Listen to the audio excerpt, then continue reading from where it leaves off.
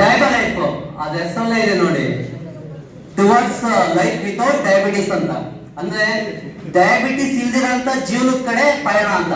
ಹೌದಲ್ಲ my friends? But diabetes ಇರ್ಲೇಬಾರ್ದು. Diabetes ಅಂದ್ರೆ ಗೊತ್ತಾ? Sugar variations.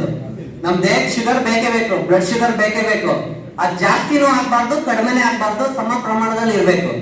ಇದೇನ್ ಮಾಡುತ್ತೆ ಅನ್ನೋದಾದ್ರೆ ಸಮ ಪ್ರಮಾಣದಲ್ಲಿ ನಮ್ ದೇಹದಲ್ಲಿ ಬ್ಲಡ್ ಶುಗರ್ ಇರಕ್ಕೆ ತುಂಬಾನೇ ಹೆಲ್ಪ್ ಮಾಡುವಂತ ಒಂದು ನ್ಯಾಚುರಲ್ ಆಯುರ್ವೇದಿಕ್ ರೆಮಿಡಿ ಮಾಡಿ ಫ್ರೆಂಡ್ಸ್. ರೆಮಿಡಿ ಅಂತಾನೆ ಹೇಳ್ಬೋದು. 100% ಇದು ಪೇಟೆಂಟೆಡ್ ಪ್ರಾಡಕ್ಟ್ಸ್ ಆಗಿರುತ್ತೆ. ಇದನ್ನ ಯಾರು ಕಾಪಿ ಮಾಡಕ್ಕಾಗಲ್ಲ ಅಂತಾನೆ ಹೇಳ್ಬೋದು.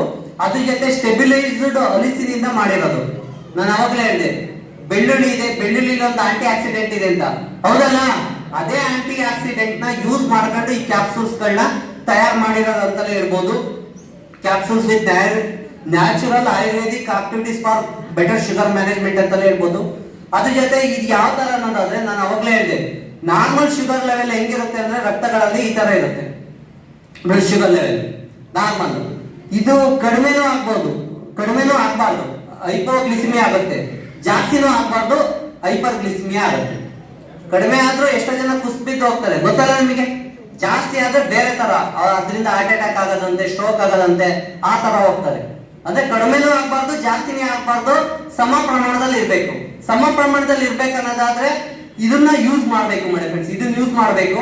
ಇದು ಯಾರ್ಯಾರು ಯೂಸ್ ಮಾಡ್ಬೋದು ಅಂದ್ರೆ ಟೈಪ್ 1 ಮತ್ತೆ ಟೈಪ್ 2. ಟೈಪ್ 1 ಟೈಪ್ 2 ಅಂದ್ರೆ ಏನಂದ್ರೆ ಆಲ್ರೆಡಿ ಫ್ಯಾಮಿಲಿ ಹಿಸ್ಟ್ರಿಲಿ ಇದ್ದು ಬಂದಿರೋರ್ಗು ಇದನ್ನ ಯೂಸ್ ಮಾಡ್ಬೋದು. ಇಲ್ಲ ಹೊಸದಾಗಿ ನಿಮ್ food habits, life style changes ಇಂದ ನಿಮಗೆ ಶುಗರ್ ಬಂದಿದೆ ಅಂದ್ರೂ ಕೂಡ ಇದನ್ನ ಯೂಸ್ ಮಾಡ್ಬೋದು. ಕ್ಲಿಯರ್ ಅಲ್ಲ? ಇದನ್ನ ಚೆಕ್ ಮಾಡ್ಸೋದು ಹೆಂಗೆ ಶುಗರ್ ಇದೆಯೋ ಇಲ್ವಾ ಅಂತ? HbA1c ಟೆಸ್ಟ್ ಅಂತ ಮಾಡ್ತಾರೆ. HbA1c ಟೆಸ್ಟ್ 3 ಮಂತ್ಸ್ ರಿಪೋರ್ಟ್ ಗೊತ್ತಾಗುತ್ತೆ. ಅದ್ರಲ್ಲಿ 3 ಮಂತ್ಸ್ ಇಂದ ನಿಮ್ ಶುಗರ್ ಲೆವೆಲ್ ಎಷ್ಟಿದೆ ಅಂತ ಅದನ್ನ ಟೆಸ್ಟ್ ಮಾಡ್ಸಕ್ ಗೊತ್ತಾಗುತ್ತೆ. ಆ ಟೆಸ್ಟ್ ಮಾಡಿಸಿದ್ಮೇಲೆ ಇದನ್ನ ನೀವು ಸಜೆಸ್ಟ್ ಮಾಡ್ಬೇಕು. ಯಾವ ತರ ಸಜೆಸ್ಟ್ ಮಾಡ್ಬೋದು ಅನ್ನೋದಾದ್ರೆ, ಅಥವಾ ಡಯಾಬಿಟಿಸ್ ನಮ್ಮ ದೇಹದಲ್ಲಿ ಹೆಂಗ್ ವರ್ಕ್ ಆಗುತ್ತೆ ಅನ್ನೋದು ಒಂದು ಪಿಕ್ಚರ್ ಮುಖಾಂತರ ನಿಮಗೆ ಹೇಳೋದಾದ್ರೆ, ಎಕ್ಸಾಂಪಲ್ ಏನೇ ಕೆಲಸ ಮಾಡ್ಬೇಕಂದ್ರೂ ಇಲ್ಲಿ ಕಮೆಂಟ್ ಆಗುತ್ತೆ. ಹೋಗುತ್ತಾ ಹೋಗಲ್ಲ ಸರ್?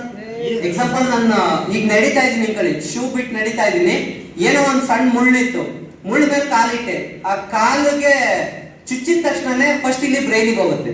ಹೋಗುತ್ತಾ ಹೋಗಲ್ಲ ಸರ್? ಮೆಸೇಜ್ ಫುಲ್ಲಿ ಬ್ರೈನ್ಗೆ ಹೋಗುತ್ತೆ. ಬ್ರೈನ್ ಅಲ್ಲಿ ಯೋಚನೆ ಮಾಡೋದು, ಥಿಂಕ್ ಮಾಡ್ತಿದೆ ಅಲ್ಲಿ ಏನೇನ್ ಆಗ್ತಿದೆ ಅಂತ.